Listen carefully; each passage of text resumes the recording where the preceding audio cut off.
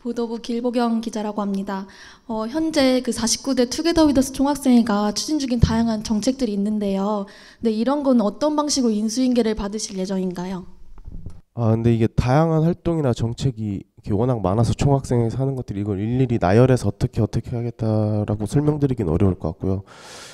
근데 지금 정 후보와 부 후보 모두 올 한해 중앙운영위원회 의원으로서 중앙운영위원회 매주 참석을 하였기 때문에 총학생회가 하고 있는 일들은 모두 알고 있고요.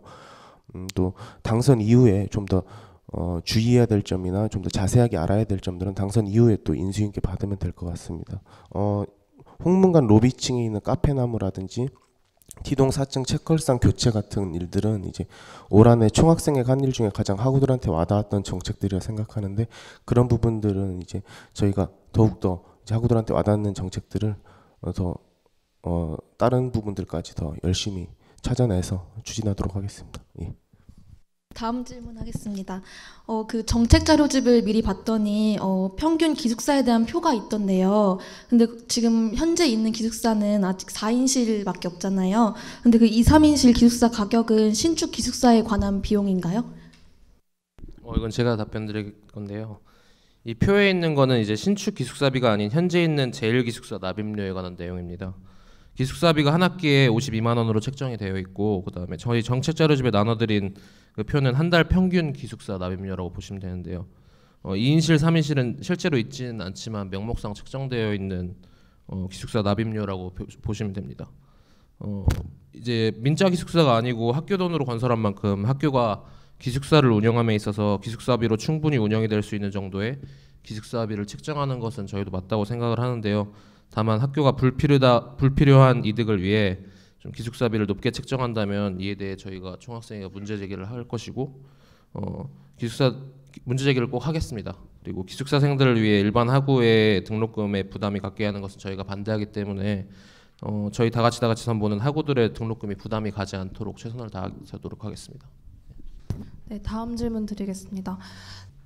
내년 자율전공학과 인원이 거의 한 500명에 가까울 것으로 예상이 되는데, 인원수에 비해서 학교의 관리나 제도가 지원이 미흡하다고 생각하거든요.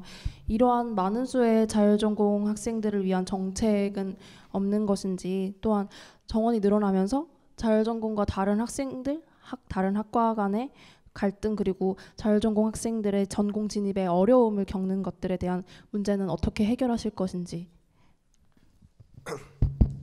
2015년도 제 2학기 2차 교학협 때 서정욱 교무처장은 홍익대학교의 앞으로의 자율전공 운영 방침은 홍익대학교 자체만의 모델이라고 했습니다. 그러니까 자율전공 모델이 이제 뭐 크게 서울대학교 모델이 있고 연세대학교 모델들이 있는데, 그런 지금까지의 모델들이 있었던 거는 이제 로스쿨이 생기면서 법대 인원이 없어지고 그 인원들을 자율전공으로 돌리면서 자율전공 자체의 커리큘럼을 갖고 자율전공 자체적으로 운영이 되는 것들이 있었는데, 우리 학교 자율전공은 시작 자체가 달라서 우리 학교 자율전공은 각과의 인원을 일정 부분씩 일정 비율로 프로테이지를 떼서 자율전공 인원을 만들고 그 인원들을 이제 모집한 다음에 그 인원들이 이제 가고 싶은 학과로 전공 진입을 하게 하는 것이 목표입니다. 우리 학교의 자율전공 모델 자체가.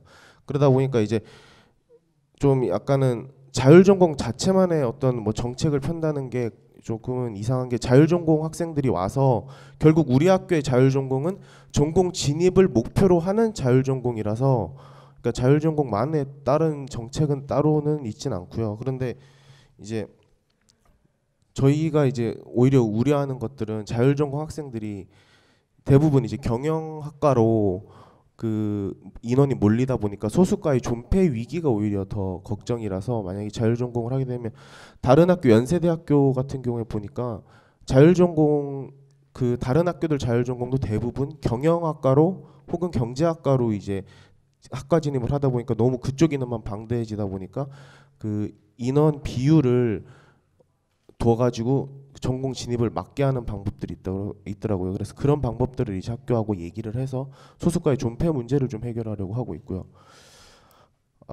그리고 올 한해 이제 저희도 들은 얘기들이 있는데, 이제 자율전공 학생들이 전공 진입 후에 기존 이제 전공이 있는 학생들이랑 충돌이 좀 많았다는 얘기는 저희도 들었어요, 사실. 근데 이거를 지속적인 관심을 가지고 각 단과대학 및 각과 회장들하고 협의를 통해서 이제 얘기를 할 것인데, 근데 이제 또 총학생회가 단과대학이나 학과 학생회들을 이제 지도하거나 계도하는 위치에 있는 건 아니다 보니까 뭐 어떻게 해라 저렇게 해라라고 강제할 수는 없겠지만, 이제 그래도 전체와 홍익대학교 전체의 협의체로서 이제 각과 각 단대 회장들 학생회들 간에 이제 이야기를 통해서 잘 해결나갈 수 있게, 그러니까 이게 차별하거나 이렇게 뭐 자리를 안 준다든지 뭐 대놓고 냉소적으로 대한다든지 이런 것들은 하지 말자라고 어떻게 잘 얘기를 하도록 하겠습니다. 예. 추가 질문 더 드리겠습니다. 사실상 자율전공 학생들이 입학을 하면 아까 말씀하셨다시피 자율전공 학생들이 저희가 있는 과로 각기 이렇게 배정이 되어서 각 있는 학과로 들어가는 것이 우리 학교 자율전공의 모델이라고 말씀하셨는데, 실제로 자율전공 학생들이 학과 진입을 하려고 하면 그 학과에 대한 정보나 그런 게 충분치 않아서 어려움 겪는 경우가 많거든요. 그런 부분에 대한 문제는 어떻게 해결하실 생각인지 듣고 싶습니다. 그러니까 올해 초에도 이제 자율전공 학생들을 이제 대상으로 각 이제 단대에서 이제 사람들이 와서 이제 자율전공 예비대학대 전공 설명회 같은 걸 하긴 했었어요. 근데 사실 그 각 단대마다 한 10분에서 15분 정도의 시간을 주고 그걸로 이제 모든 그 자율전공 학생들의 의문을 해소하긴 힘든 점이 있었죠, 사실. 이거를 좀 더 자율전공 학생회와의 협의를 통해서 좀 더 이거를 학생회나 혹은 이제 교수님들 초빙을 통해서 전공에 대한 좀 더 자세한 것들, 그러니까 모든 자율전공 학생들 다 같이 모아놓고 330명을 모아놓고 건축, 경영, 경제, 공대, 문대, 사대, 법대 다 와서 설명하다 보면은 이제 집중도가 떨어지니까 예를 들면 건축이면 건축대로 진입하려는 학생들만 대상으로 한 번씩 이제 강연회를 갖고, 또 경영이면 경영대를 진입하려는 학생들만을 대상으로 한 번씩 강연회를 갖는 식으로 해서 저희가 이제 전공 진입에 대한 모든 질문들을 해결할 수 있게 저희가 그렇게 해결하려고 하고 있습니다. 예. 물론 이거는 저희가 근데 강제할 수는 없으니까 이제 자율전공 학생들이랑 그리고 각 단과대 그리고 과 회장님들과의 또 이제 협의를 통해서 해결해 나가도록 하겠습니다. 또 한 가지 더 질문 드릴 게 있는데요. 그 아까 뭐 그 경영학과로의 편중을 말씀하셨는데, 그런 부분 같은 경우에는 실제로 미술대학 같은 경우에는 자율전공 학생들이 미술대학으로 진입을 하려고 그거에 대해서 성적이나 뭐 그런 부분에 있어서 제한이 있어서 스트레스를 받거나 그런 어려움을 겪는 경우가 많거든요. 그런데 만약에 경영학과에서도 그런 식으로 제한을 두고 다 초수과의 존폐 위기 그런 이유로 하게 된다면 학생들의 부담감이 늘어나진 않을지, 그런 부분은 어떻게 해결하실 생각인지 여쭙고 싶습니다. 그럼 지금 기자님이 여쭤보는 게, 그러니까 전공 진입이 어렵다라고 말씀하시는 거잖아요. 지금 그러니까 부담감이 많다라고 하는 게 어떤 부분 부담감이 많다라고 하는 거죠, 학생들한테 자율전공? 사실 자율전공 학생들이 그 미술대학 이런데 진입을 하려고 한다면 그 한 학기 동안 그 과의 수업을 수강을 하고 만약에 진입이 되지 않을 경우에는 다른 학과로의 진입을 고민해야 되는 상황이 발생하거든요. 그래서 혼란을 겪는 경우가 많고, 만약에 자기가 진입하려고 했던 그 학과를 진입하지 못한다면 자기가 어떻게 그 다음 학기를 꾸려나가야 할 것인지에 대한 고민이 많다고 들었어요. 그런 경우에는 그런 지금 발생하고 있는 문제들이 만약에 경영학과에 진입하는 걸 제한을 둔다면 같은 지금 경영학과에 진입하려고 학생들이 같은 고민을 더 겪게 될 거잖아요. 그러니까 아까 말씀드렸던 것처럼 인원 쿼터를 둔다라는 거는 그런 사례들이 있다라는 것이고, 이제 많은 이제 다 그쪽으로 편중될 걸 우려해서 그런 사례들이 있었다는 것이고, 그래서 그런 것들 때문에 또 다른 학교의 자율전공 모델들이 대부분 다 실패하고 그 인원들이 쪼개져서 각 과로 이제 들어가서 자율전공들이 지금 없어지는 추세니까 다른 학교들이 그런 이유라고 생각이 되는데, 또 기자님 말씀대로 그런 부분들도 저희가 다 고려해서 이제 정책들을 펴 나가도록 하겠습니다. 저희가 이제 우려했던 건 소수과의 전폐 문제가 사실은 제일 중요하다고 생각했던 것들인데 또 자율전공 학우들 입장에서 생각 못한 부분들이 좀 많았던 것 같습니다. 저희가 준비하는 과정에서 그 부분들도 충분히 고려해서 앞으로 정책을 펴나가도록 하겠습니다. 현재 그 홍문관 13층에서 15층까지 유휴 공간으로 남아 있잖아요. 네, 근데 이거를 학생들의 휴게 공간으로 만든다고 하셨는데 어떤 그 효율적인 면에서 학생들의 접근성이 떨어지는 위치라고는 생각 안 하시는지 궁금합니다. 예, 이제 저희 정책 자료집에 공간 부분에 3-2의 기존 건물 유휴 공간의 활용 방안이라고 있는데요. 여기 사실 보시면 모든 13, 14, 15층 전체를 휴게 공간으로 만든다는 것이 아니라 일부 이제 강의실로 먼저 만들고 나서 이제 여유 공간에 휴게 공간을 준다는 저희 정책이었고요. 그다음에 알동 유휴 공간에 또 강의실이 생긴다면 좀 D동에 있는 강의실을 없애고 그것을 온전히 동아리와 소모임을 위한 공간으로 바꿀 수 있고 또 이것은 또 학우들이 이용할 수 있는 공간이 또 늘어난다고 생각을 할 수 있잖아요. 그래서 이런 공간 문제 같은 경우에는 좀 연쇄적으로 반응하기 때문에 저희가 이제 앞으로 정책을 펼쳐남에 있어서 각 단과대학 및 독립학부랑 좀 최대한 협의를 통해서 서로 만족할 수 있는 결과를 이끌어낼 수 있도록 노력을 하겠습니다. 네, 다음 질문 드리겠습니다. 전인교원 확보율에 대해서 교무처가 내년 11.5%포인트 올린다고 말했는데요. 이에 따르면 매년 15명 이상의 교원을 확보해야 합니다. 다같이 선본 또한 이제 전인교원 확보율 제고를 공약으로 걸으셨는데 교무처 발표에 대해서 추가적으로 교원을 더 확보한다는 것인지 궁금하고요. 만약 그렇게 될 경우에 이제 연구실 문제, 책임 실수 문제 등 추가적으로 발생할 문제들에 대해서 어떻게 대책을 세우실 것인지 듣고 싶습니다.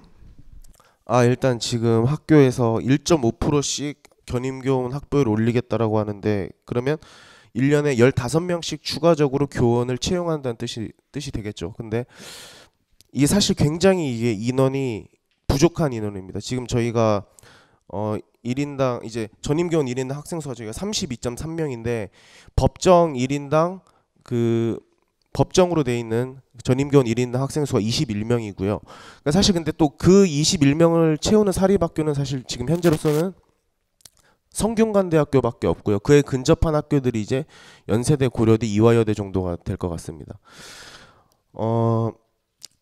21명 선으로 맞추려면은 270명 가량의 추가적인 교원을 확보해야 되고 25명 선으로 맞춘다고 해도 150에서 200명 정도의 교원을 더 확보해야 되는데 200명을 더 확보하려고 해도 15명씩 모으면은 10년이 넘게 걸립니다. 그리고 또 중간에 또 나가시는 교수님들도 있겠죠. 정년 퇴임을 하시는 혹은 다른 학교로 옮기시는 분들도 계실 테고. 그러니까 15명이라는 게 제가 봤을 때는 굉장히 적은 숫자입니다. 이게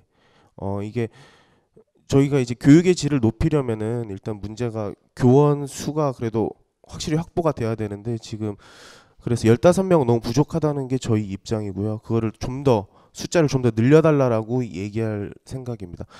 또 책임 실수 문제나 이제 연구실, 강의실 문제들이 있는데 이게 강의실 문제는 이제 계속 말씀드리겠지만 이제 결국은 저희가 시설이 워낙 부족하다 보니까 공간이 이제 연구실 문제라든지 이런 것들은 유휴 공간 계속 찾아내서 활용하고 또 추가적으로 리노베이션 하고 뭐 추가 건물을 짓는 방법을 통해서 이제 공간을 확보를 계속 해야겠죠. 예. 그렇게 될 것 같습니다. 네, HIBS에서 이제 현학생회와 인수인계 부분 그리고 기숙사비 관련 문제, 캠퍼스 자율전공학부 관련 문제, 알동 유휴 공간에 대한 부분 그리고 전인교원 확보율에 대해서 질의응답이 있었습니다. 혹시 추가적으로 HIBS 나용되신 분에서 질의사항 있으신가요? 네, 그 정 후보님이 학우들과의 소통을 중시하시겠다고 하셔서 거기서 제가 갑자기 궁금한 게 생겼는데요. 그 올해도 카카오톡 옐로우 아이디를 통한 소통을 하실 생각인지 되게 궁금하거든요.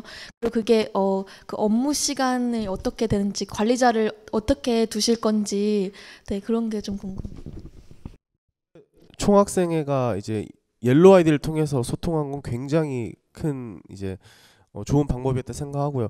지금 부후보 건축대도 그렇고 정 후보인 저도 경제학부에서 다 총학생회를 보고 이제 저희도 저희들의 옐로우 아이디를 만들어서 거기서 질문을 받고 또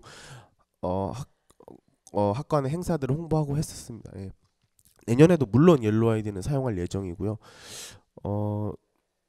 그 업무 시간은 총학생의 업무 시간이랑 맞춰서 물론 새벽 막 2시에 막 이렇게 저희는 이제 저희 경제학부 이제 옐로우 아이디를 24시간으로 했더니 막 12시 넘어서 학교 문이 잠겼네요. 막 하면서 이게 안에 짐이 있는데 막 이런 게 와서 내년에 할 때는 이제 총학생 옐로우 아이디의 업무 시간을 총학생 업무 시간이랑 일치시켜서 그렇게 업무를 보려고 하고 있습니다. 네, 카카오톡 옐로우 아이디 인수인계 방향에 대해서 말씀해 주셨었고요. 네, 혹시 또 추가 질문 있으시면 하셔도 됩니다. 네. 저는 아까 말씀드렸다시피 자율전공 학생들 문제에 관해서 더 질문드릴 게 있는데요. 아까 다른 학교 같은 경우에는 자율전공 학생들이 줄어들고 있다고 말씀하셨는데 저희 학교는 계속 매년 100명씩 늘어나고 있죠. 그런 건 왜 그렇게 되고 있다고 생각하시나요? 그러니까 타 학교 자율전공이 이제 실패한 건 자율전공만의 어떤 커리큘럼을 만들려고 하다 보니까 이제 사실 자유 자체를 이렇게 뭐 커리큘럼에서 가르치고 이런 것들이 힘들고 그러다 보니까 이제 자율전공 자체가 이제 그냥 경영대 진입을 앞둔 그냥 학생들 모임이 돼버려서 이제 실패한 것 같은데 사실 저희도 우리 학교 모델은 이제 가고 싶은 전공을 가게 진입을 하게 해주는 것이 우리 학교 모델인데 저도 사실 자율전공이라는 이제 그 방법에 대해서 사실 회의적이에요. 굉장히 이게 뭐 사실 가장 어떻게 보면 편하게 들을 수 있고 또 취업도 가장 잘 되는 그런 경영대 그로 가는 인원 비중이 너무 높아서 이거 그냥 경영대 이중대 같은 느낌이라서 이게 과연 이게 의미가 있는가? 우리 학교도 좀 자율전공을 그냥 이게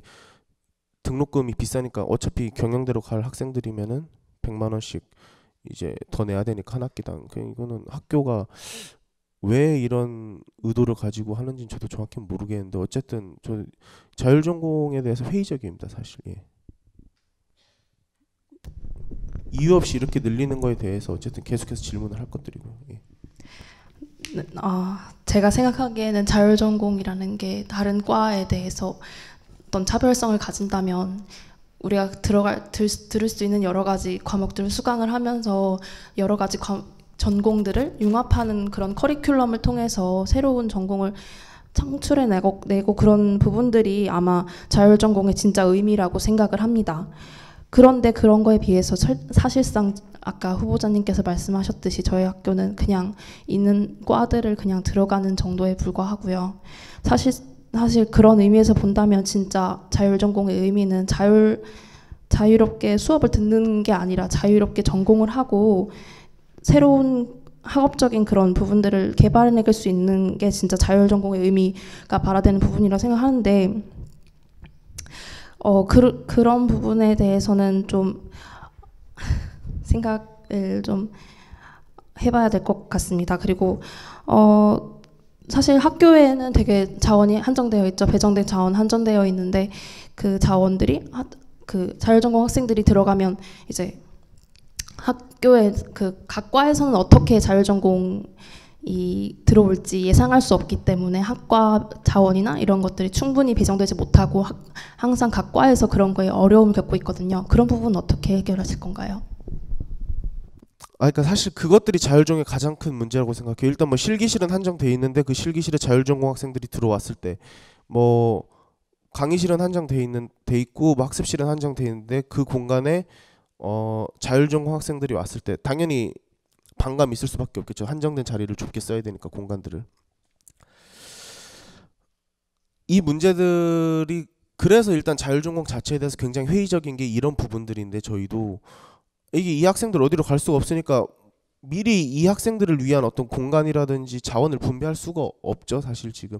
그래서 자율전공 학부에 대해서 좀 저희가 많이 회의적으로 생각하는 부분들이 그런 것들인데 학교에서 사실 이제 뭐 지금 그 융복합 전공으로 해가지고 뭐가 있죠, 그게 지금 문화예술 경영 그리고 한 가지 더 있어요. 그렇게 공연 예술이라든지 이런 융복합 전공들을 이제 함으로써 이제 이것들을 이제 자율전공 학부 학생들을 위해서 이제 이거를 그런 융복합 전공들을 만든다고 하는데 사실 이것도 굉장히 학교가 구차하다고 생각이 드는 게 사실 이거 실제적으로 자율전공 학생들이 듣는 게 아니라 그냥 뭐그 제가 알기로 이제 건축대 학생이나 예술학과 학생들이 주로 듣기도 하고 문해경 같은 경우에는 실제로 자율전공 학생들이 진입을 해서 그 과를 전공으로 선택을 하는 것이 아니라 그냥 경영학과 학생이라든지 아니면 문과대 학생들이 주로 문해경을 가고 뭐 이런 경우가 있더라고요. 그래서 자율전공을 학우들을 위한 정책이 아니고 결국엔 이제 기존에 있는 과 학생들을 위한 정책이 돼버렸어요.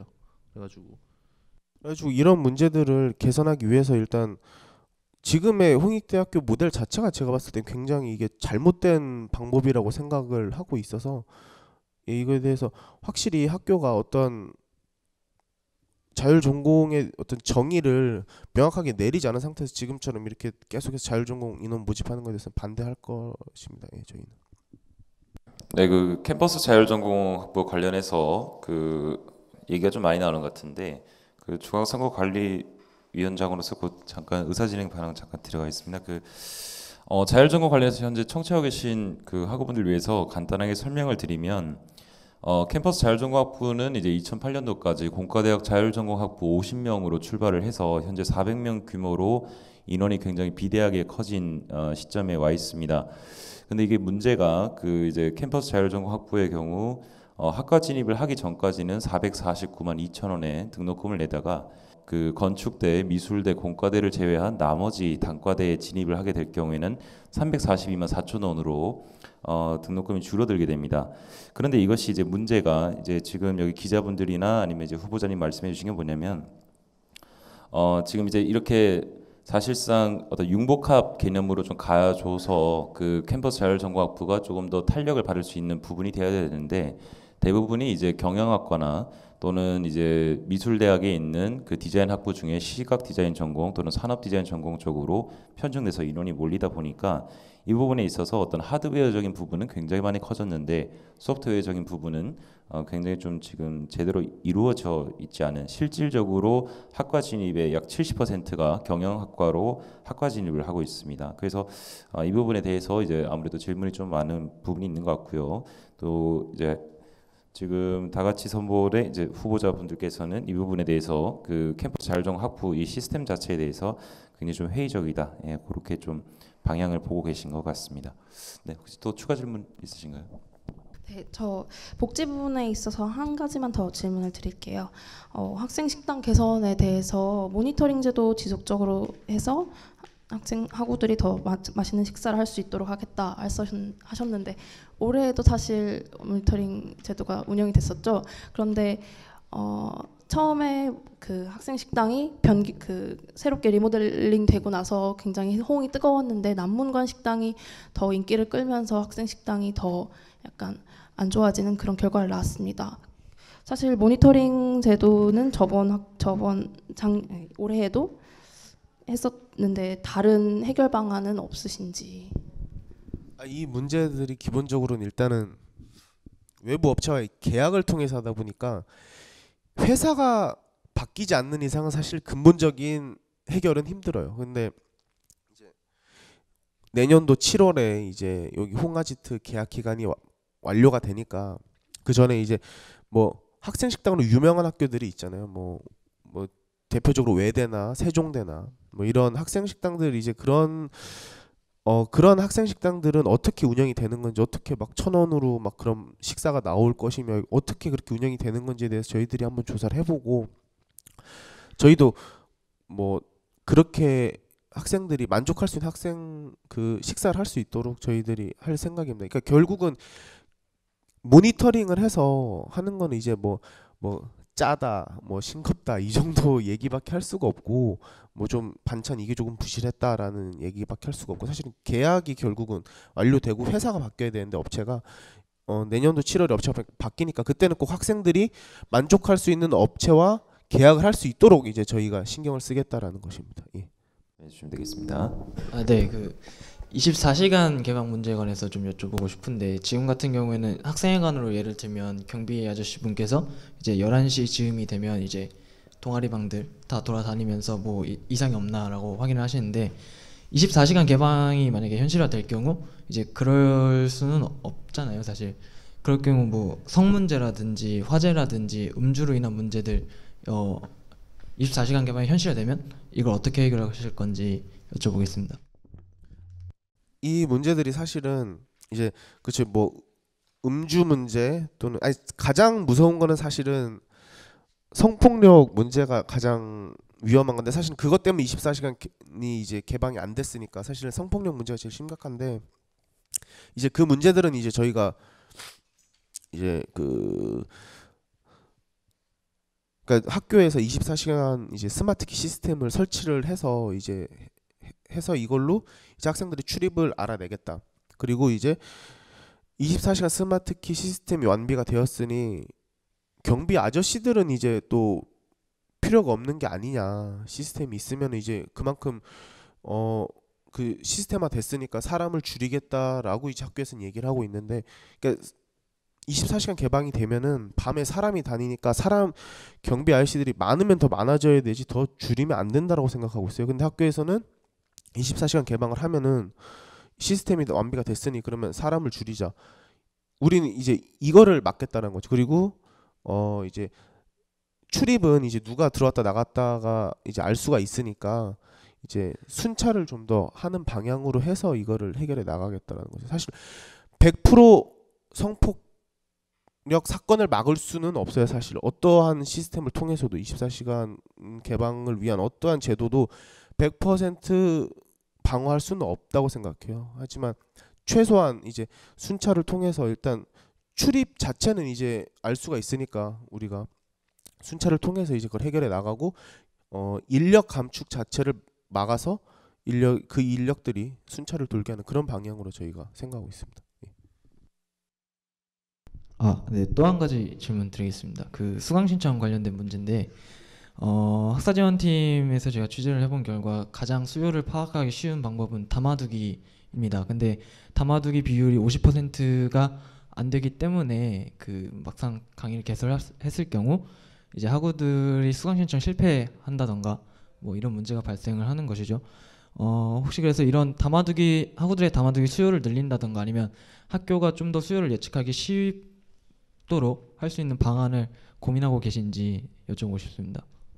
예, 일단 그거 자체에 대해서는 방향을 많이 그 수강 신청 미리 담아두기라든지 또는 그 수강 후에 그 강의 평가라든지 이 부분들을 굉장히 저희가 홍보를 많이 해야 된다라고 기본적으로 생각은 하고 있습니다. 그래야 일단 제가 이제 올해 저희 학부 회장을 하면서 느꼈던 게 뭐냐면 이 교수님이 굉장히 강의력이 떨어지고 이 교수님은 강의를 안 했으면 좋겠는데 그 시간 강사님 같은 경우에 안 했으면 좋겠는데 계속해서 몇 년치 강의를 하길래 그걸 얘기를 했더니 뭐 학장님이나 뭐 교학과에서는 그 부분에 대해서 알지를 못하더라고요. 이게 학생들이 그 피드백이 있어야 되는데 강의 평가를 안 하니까 이 교수님이 잘 가르친지 못 가르친지 자기들끼리 얘기하고 끝내니까 학교에서는 알 방법이 없다 하더라고요. 그래서 이제 그런 강의 평가 부분들 그리고 말씀해 주신 대로 그 미리 그 뭐라고 해야 되지? 그 수강 담아두기 같은 부분들도 학생들에게 학생들 여러분들을 위한 것이 학생 여러분들이 자신의 권리를 찾으려면 이걸 해야 된다라고 저희들이 대대적으로 홍보할 예정입니다. 예. 그렇게 옐로우 아이디가 일단 또 생겨서 올해 옐로우 아이디를 통해서 이제 이런 부분들을 홍보를 하면은 좀 잘 되지 않을까라고 일단은 예상하고 있습니다. 옐로우 아이디를 적극 사용하려고 하고 있습니다. 예. 아까 말씀드렸던 그 알동 13, 14, 15층 유휴공간 활용 방안에 대해서 사실상 저희 학교 건물 중에 알동이 가장 신축 건물이라고 여겨지고 이런 공간에 대해서는 각 과나 각 단과대학에서 공간 문제에 대해서 예민하게 반응할 거라고 생각하는데 그런 부분은 어떻게 해결하실지. 일단 기본적으로 알동을 이제 쓰는 거는 제 생각에 물론 다른 과들이랑 다 얘기는 해봐야겠지만 기본적으로 일단은 저희가 디동 연습실을 사용 못하는 문제 때문에 디동 강의실을 일단 빼야 된다고 생각해요. 그게 국제언어교육원인데 국제언어교육원에서 쓰고 있는데 그쪽 강의실을 이제 이전시켜야 된다는 게 저희의 가장 큰 목표고요. 낮에 거기서 강의를 하니까 낮에 동아리들이 연습을 못하는 문제가 있어서 소음이 발생하면 안 되니까. 그래서 일단 그런 강의들 일단 옮겨놓고 그 강의실에 있는 강의들 옮겨놓고 그리고 교양과들 강의를 그쪽으로 좀 할 생각이고, 사실 지금 이미 지금 학교는 더 이상 이제 공간들을 각 과나 단과 대학에 배치하지 않습니다. 이제 그 부분들은 저희도 동감하는 부분인데, 이제 어떤 과에다가 특정 과에 이 공간을 내주게 되면은 이제 그걸 다시 회수하는 굉장히 어려움이 있어요. 그러니까 특히나 이제 자율전공 학부가 생기게 되면서 특정 과는 어느 해에는 사람들이 많이 몰릴 것이고, 트렌드에 따라서 또 특정 과는 트렌드에 따라서 또 몇 해간 사람이 굉장히 적겠죠. 그렇게 되면 이 유동적으로 이동이 돼야 되는데 특정 과에 어떤 공간을 내주게 되면은 이 회수하는 게 굉장히 힘들어요. 거기 학과장님들이나 학장님들이 안 된다라고 하면은 학교에서도 사실 직원들이 그거를 다시 회수할 방법이 없기 때문에 그런 알동 같은 경우에는 뭐 정말 강의실이 가장 많이 부족하다고 생각하는 게 지금 현재로서는 경영대학이나 혹은 공과대학의 산업공학과 같은 경우에는 강의실을 정말 풀로 돌려서 쓰고 있는데, 그런 정말 특수한 이미 강의실을 풀로 돌려 쓰고 있는 전공 그런 과들은 이제 그쪽에 강의실을 쓸 수 있게 해야 된다고 생각을 하는데, 그것 또한 그런 과에 직접적으로 주는 것이 아니라 강의실을 배정해서 그냥 그 시간만 쓸 수 있게 하는 방향으로 가야 된다고 생각합니다. 특정 과에 이거를 주는 거는 좀 지금은 문제가 있다고 생각하고 있습니다. 예.